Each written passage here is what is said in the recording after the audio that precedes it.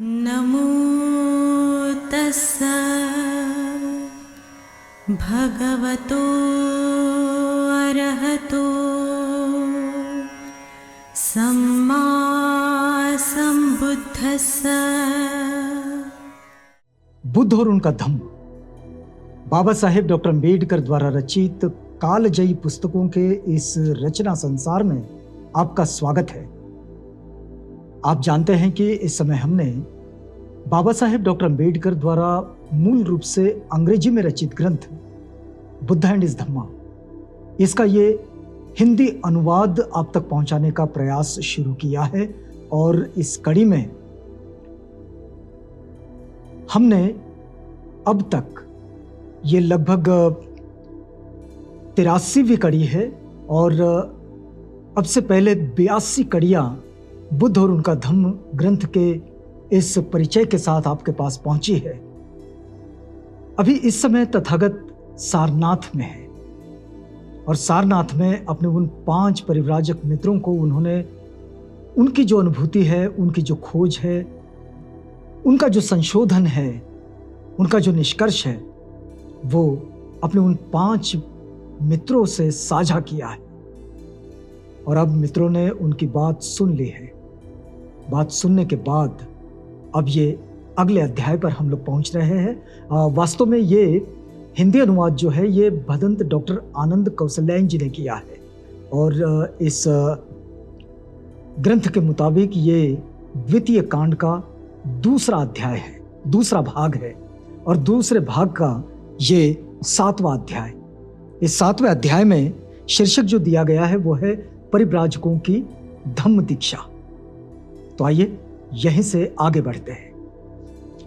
बाबा साहेब लिखते हैं, उन 5 परिव्राजकों ने यह तुरंत देख लिया कि यह वास्तव में एक नया धर्म है। वो जो 5 परिव्राजक हैं, उन्होंने जब तथागत बुद्ध की उस अनुभूति को सुना, वे चकित हो गए। वे ये समझ गए कि यह बिल्कुल नई बात है और यह बड़ी मजबूत है। तो उन्होंने देख लिया कि वास्तव में एक नया धम्म है। जीवन की समस्या के प्रति इस नए दृष्टिकोण से वे इतने अधिक प्रभावित हुए कि सभी एक साथ कहने लगे, संसार के इतिहास में इससे पहले किसी भी धर्म संस्थापक ने कभी यह शिक्षा नहीं दी कि दुनिया के दुख की स्वीकृति ही धर्म का वास्तविक आधार है। ये 5 परिव्राजकों ने मिलकर इस बात की स्वीकारोक्ति दी और घोषणा की जोर से कि यह बिल्कुल नई बात है। आज तक किसी ने भी, जितने भी धर्म संस्थापक हैं, उन सारे धर्म संस्थापकों ने आज तक इस बात की कभी घोषणा नहीं की कि दुख की स्वीकृति को अपनी धारणाओं का आधार बनाना चाहिए, अपने जीवन क्रम का आधार बनाना चाहिए। उन्हें लगा कि दुख की स्वीकृति ही धर्म का वास्तविक आधार है और ये बात उन्होंने घोषणा के रूप में कही। फिर देखिए कि बाबा साहेब आगे लिखते हैं कि संसार के इतिहास में इससे पहले कभी भी किसी भी धर्म संस्थापक ने यह शिक्षा नहीं दी कि दुनिया के इस दुख को दूर करना ही धर्म का वास्तविक उद्देश्य है। ये जो तथागत बुद्ध का मार्ग है, इसका वास्तविक उद्देश्य ही है संसार में लोगों के दुखों को दूर करना। यह उसका उद्देश्य है। और यहां ये परिव्राजक घोषणा कर रहे हैं। बाबा साहेब लिखते हैं, उनकी घोषणा क्या है कि आज तक संसार के किसी भी धर्म संस्थापक ने यह बात नहीं कही कि लोगों के दुखों को दूर करना ही उनके धर्म का उद्देश्य है। संसार के इतिहास में इससे पहले किसी ने भी कभी भी मुक्ति का ऐसा मार्ग नहीं सुझाया था जो इतना सरल हो, जो मिथ्या विश्वास और अपौरुषेय शक्तियों की मध्यस्थता से इतना मुक्त हो, जो इतना स्वतंत्र ही नहीं बल्कि जो किसी भी आत्मा परमात्मा के विश्वास का इतना विरोधी हो, जो मोक्ष लाभ के लिए मरणांतर किसी जीवन में विश्वास रखना या न रखना भी अनिवार्य ना मानता हूं। देखिए, ये बड़ी अद्भुत बात है। जब तथागत ने इस बात को कहा, उन्होंने कहा कि ये ऐसा मार्ग जो बिल्कुल सहज है, सरल है, और जो मिथ्या विश्वास यानी कि अंधविश्वास और अपौरुषेय शक्तियों की मान्यता, उसकी स्वीकारोक्ति, उनकी मध्यस्थता, इन सबको वो नकार देता, इन सबको उखाड़ कर फेंकता हो। फिर जो आत्मा या परमात्मा के विश्वास का इतना विरोधी हो, यह ऐसा मत है कि इसमें न किसी आत्मा या परमात्मा पर विश्वास की कोई जरूरत है, इसका विरोधी है, और जो मोक्ष लाभ के लिए किसी मृत्यु उपरांत जीवन की प्रतीक्षा नहीं करता, वो यहीं पर निब्बाण का साक्षात्कार करवाता है। बस शीलों को अपने जीवन का आधार बनाएं, अष्टांगिक मार्ग का अनुसरण करें और शीलों में अधिष्ठित रहें। ये बड़ी सामान्य सी बात, और इतनी सामान्य सी बात के साथ जो कोई जीवन क्रमण करता है तो निश्चित रूप से वो जीते जी निब्बाण को प्राप्त करता है, यानी कि दुख मुक्ति की अवस्था को प्राप्त करता है। और इसलिए तथागत का ये मार्ग उन पांचों परिव्राजकों को बड़ा ही श्रेष्ठ लगा और बड़ा ही अच्छा लगा। लिखा गया है कि संसार के इतिहास में इससे पहले किसी ने भी कभी ऐसे धर्म की स्थापना नहीं की जिसका इल्हाम यानी कि ईश्वर वचन से किसी भी तरह का कुछ भी संबंध ना हो। आज तक किसी ने इसका ऐलान नहीं किया था, आज तक किसी ने भी इस बात को नहीं कहा था, ऐसे किसी धर्म की स्थापना नहीं की थी कि जिसका ईश्वर से या इल्हाम से कोई ताल्लुक ना हो। ऐसा धर्म जिसके अनुशासन आदमी की सामाजिक आवश्यकताओं के अध्ययन के परिणाम हो, यह बड़ी महत्वपूर्ण बात है। बुद्ध का धम्म इसलिए आज भी प्रासंगिक बन जाता है, वो इसी मायने में कि सामाजिक आवश्यकताओं के अध्ययन का यह परिणाम है कि हमारी सामाजिक जरूरतें क्या है। प्रत्येक मनुष्य की सामाजिक आवश्यकताओं की पूर्ति यहां बुद्ध धम्म में यानी कि बुद्ध धम्म के अनुशीलन में यानी कि बौद्ध जीवन मार्ग में मिलती है। और फिर जो किसी ईश्वर की आज्ञाएं ना हो, अब यहां किसी ईश्वर की आज्ञा नहीं है कि आपको फलां चीज करनी होगी वरना ऐसा ऐसा हो जाएगा, बिल्कुल नहीं। यहां तथागत कहते हैं तुम ये करोगे तो ये होगा, ये नहीं करोगे तो ये नहीं होगा। बड़ी सामान्य सी बात। हर परिणाम के पीछे एक कारण है। परिणाम को बदलना चाहते हो, कारण को मिटा दो, परिणाम बदल जाएगा। इतनी सीधी, इतनी सरल बात। आपको आपका मनचाहा परिणाम कारणों के कारण नहीं मिल रहा है। अगर कारणों को सही कर लो, परिणाम सही हो जाएंगे। फिर देखिए आगे क्या कहते हैं कि संसार के इतिहास में इससे पहले किसी ने भी कभी मोक्ष का यह अर्थ नहीं किया कि वह एक ऐसा सुख है जिसे आदमी धर्मानुसार जीवन व्यतीत करने से अपने ही प्रयत्न द्वारा यहीं इसी पृथ्वी पर प्राप्त कर सकता है। तथागत बुद्ध एकमात्र ऐसे मार्गदाता, ऐसे शास्ता है कि जिन्होंने पहली बार ये बात कही कि मोक्ष का वास्तविक अर्थ वो है कि ऐसा सुख जिसे आदमी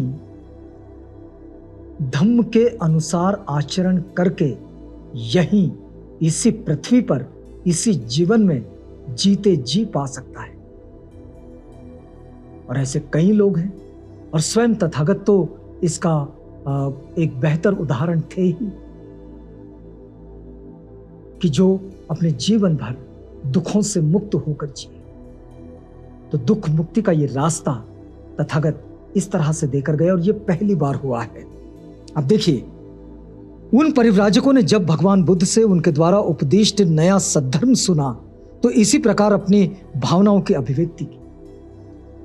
बाबा साहेब लिखते हैं कि जब पहली बार उन पांचों परिव्राजकों ने तथागत से उस सद्धर्म को सुना तो उन्होंने अपनी भावनाओं की अभिव्यक्ति इस तरह से व्यक्त की। देखिए, उन्हें लगा कि बुद्ध के रूप में उन्हें एक ऐसे जीवन सुधारक मिल गए। देखिए, बड़े महत्वपूर्ण शब्द है। बुद्ध के रूप में एक ऐसे जीवन सुधारक मिले हैं जिनका रोम रोम धम्म की भावना से ओतप्रोत है। धम्म यानी वो मार्ग जो हम जीवन जीने के लिए स्वीकारते हैं, धारण करते हैं। ये जो धारण किया हुआ मार्ग है, जीवन मार्ग, वो होता है धम्म। तो उनका रोम रोम धम्म की भावना से ओतप्रोत है, और जो अपने युग के बौद्धिक ज्ञान से सुपरिचित है, उस वक्त का जो भी बौद्धिक ज्ञान था उससे वे बिल्कुल परिचित थे, एक एक चीज को जानते थे, और जिनमें ऐसी मौलिकता है और ऐसा साहस है कि वे विरोधी विचारों की जानकारी रखने के बावजूद मुक्ति के एक ऐसे मार्ग का प्रतिपादन कर सके जिस मुक्ति को यहीं इस जीवन में आत्म साधना और आत्म संयम के द्वारा प्राप्त किया जा सकता है। बस दो ही चीजों की जरूरत है, आत्म संयम और आत्म साधना। और यह जीवन भर के लिए अपने साथ धर लेना होता है। कुछ चीजें संयम के साथ और कुछ चीजें अपने जीवन की साधना बनाकर जीना होता है। और इतना काम यदि हर एक आदमी कर ले तो बस मुक्ति का एक ऐसा मार्ग मिल जाएगा उसे कि जो उसे दुखों से तो मुक्त करेगा ही, सुखों से युक्त कर देगा। और अब देखिए कि बाबा साहेब आगे लिखते हैं कि बुद्ध के लिए उनके मन में ऐसी असीम श्रद्धा उत्पन्न हुई। किसके मन में? उन पांचों परिव्राजकों के मन में। बुद्ध के लिए उनके मन में ऐसी असीम श्रद्धा उत्पन्न हुई कि उन्होंने उनके प्रति तुरंत आत्मसमर्पण कर दिया। इतनी श्रद्धा, मतलब देखिए कि जब उनका आगमन हो रहा था तथागत बुद्ध का, आप याद कीजिएगा उन कड़ियों को, उन पिछले अध्यायों को, जब तथागत बुद्ध सारनाथ की ओर आ रहे थे, इसी पत्तन में जहां ये पांचों परिव्राजक थे, तो इन्होंने सोचा था कि हम इनका स्वागत नहीं करेंगे। लेकिन वे जैसे जैसे उनके पास आते गए, वे उनके स्वागत के लिए तत्पर हो गए। लेकिन अब उनकी बात सुनने के बाद इन पांचों परिव्राजकों ने उन्हें आत्मसमर्पण कर दिया और प्रार्थना की कि बुद्ध उन्हें अपना शिष्य बना ले। प्रार्थना की कि बुद्ध उन्हें अपना शिष्य बना ले। और तभी बुद्ध ने उन्हें कहा, एहि भिक्खुवे। एहि भिक्खुवे का मतलब हुआ आओ, आओ भिक्खु, आओ। यह कहकर भिक्खु संघ में दीक्षित कर लिया। वे पंचवर्गीय भिक्षु के नाम से प्रसिद्ध हुए। बौद्ध साहित्य में, बौद्ध संस्कृति में जो पंचवर्गीय भिक्षुओं की जो बात कही जाती है, ये पंचवर्गीय भिक्षु ये है। और यही पांच शिष्य तथागत के पहले शिष्य है, और यही संघ का जन्म भी हुआ है, यहीं पर हुआ है। और यही धम्म भी तथागत ने पहली बार व्यक्त किया है कि उन्होंने क्या चीज पाई है, और जो उन्होंने पाया वो यही व्यक्त किया। तो धम्म का जन्म, संघ का जन्म और बुद्ध का जन्म वहां बोध गया। इस तरह से ये बुद्ध, धम्म और संघ की राह यहां से खुलती चली गई। हम यहां पर रुकेंगे इस वादे के साथ कि कल आपसे पुनः भेंट होगी, जब हम बुद्ध और उनका धम्म की इसी कड़ी में आगे बढ़ेंगे। तो तब तक के लिए हमें इजाजत दीजिएगा।